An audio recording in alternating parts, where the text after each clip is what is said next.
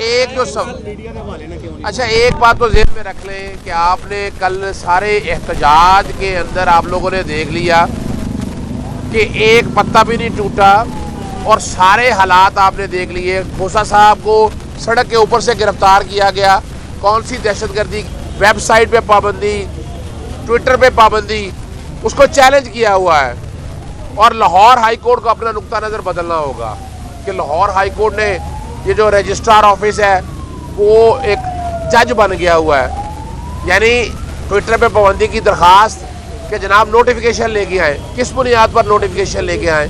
कोई नोटिफिकेशन नहीं है। इस हवाले से हर एक ने देख लिया है, कर लिया है। इस तरह इलेक्शन के जितने रिजल्ट अगर आप उठाकर देख लें, मखसूस नशिस्तों के हवाले से ये चैलेंज किया लाहौर हाई कोर्ट में, ये भी 3 दिन तक दरख्वास्त नहीं लगाई गई, फिर लगाई गई, एतराज़ लगा दिया गया। आज दरख्वास्त लगाई गई, आज फिर कह दिया गया किसी और जज साहब के पास जाना है। तो इंसाफ के दरवाजे हमारी अदालतों को खोलने चाहिए।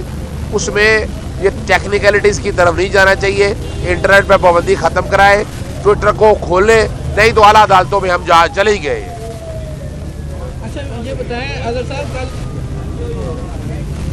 कारकुनान के साथ साथ गाड़ियों को भी डंडे मारेंगे कि वो भी एहतजाज में शरीक थे। अच्छा ये देखिए, ये बता दूं आपको, ये जो अमलाक को नुकसान पहुंचाना है ना, इसके ऊपर भी हम काम कर रहे हैं। जैसे लोगों को गिरफ्तार करना, नाजायज़ गिरफ्तार करना, हर्जाने के केसेस आएंगे, इसी तरह इसके ऊपर भी बड़ी वजाहत के साथ बता दूं आपको कि ये जो अमलाक को जो नुकसान पहुंचाया जा रहा है, ये भी इस रियासत से रिकवर किए जाएंगे इंशाअल्लाह अज़ीज़।